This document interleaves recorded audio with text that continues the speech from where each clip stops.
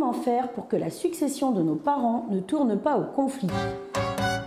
Autant dire, parlons de règlement de compte. Pour parler de succession, on va d'abord parler d'argent.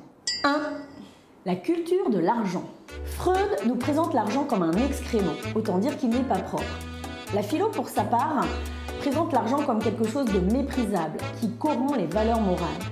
En systémie, l'argent est considéré comme relationnel. Il n'existe que parce que l'autre existe. Il permet l'échange. Ça pue. 2. L'histoire familiale et l'argent. Il existe une représentation de l'argent liée à l'histoire familiale. L'argent a-t-il souvent manqué dans la famille ou au contraire jamais? Un événement a-t-il provoqué la perte brutale du patrimoine dans l'histoire familiale? Comment l'argent est géré dans la famille? Avoir tous la même connaissance de cette histoire familiale va permettre de limiter les écarts de posture. De plus, chaque descendant va sonder sa loyauté par rapport à cette histoire familiale. Je gagne mieux ma vie que personne ne l'a jamais gagnée dans cette famille. J'ai tourné le dos aux valeurs matérielles chères à ma famille. Mieux vaut être au clair avec cette question pour bien l'assumer lors de la succession. 3. Une affaire de famille.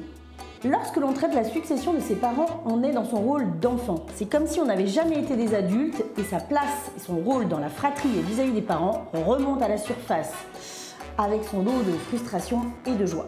Plus vous vous placez du point de vue de vos parents, moins les frustrations infantiles rejailliront. Vous auriez fait quoi, vous? 4. Le deuil. La succession, c'est un contexte émotionnel fragile. Chacun va traverser les étapes du deuil à son rythme. Au moment de la succession, tout le monde ne sera pas au même niveau et cela peut provoquer des incompréhensions et des décalages dans les réactions émotionnelles. 5. Les principes d'attribution. Pour corser le tout, la succession se fait selon des principes de distribution. Mieux vaut communiquer entre vous sur ceux qui vous conviennent pour éviter les conflits. Je vais vous en donner 3, vous retrouverez les autres dans une vidéo bonus sur mon site. Le principe d'égalité, c'est un principe mathématique, tout le monde a la même chose.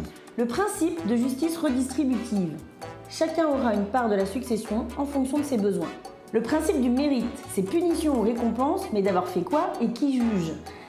C'est le dernier que je vous donne, vous retrouverez les autres sur la vidéo bonus, mais sachez que si chacun applique son principe, ça risque de virer au conflit. Prendre en compte ces différentes facettes évite de distendre vos liens familiaux pendant une succession. Si votre notaire peut être de bons conseils, vous pouvez aussi penser à faire appel à un médiateur pour une médiation successorale.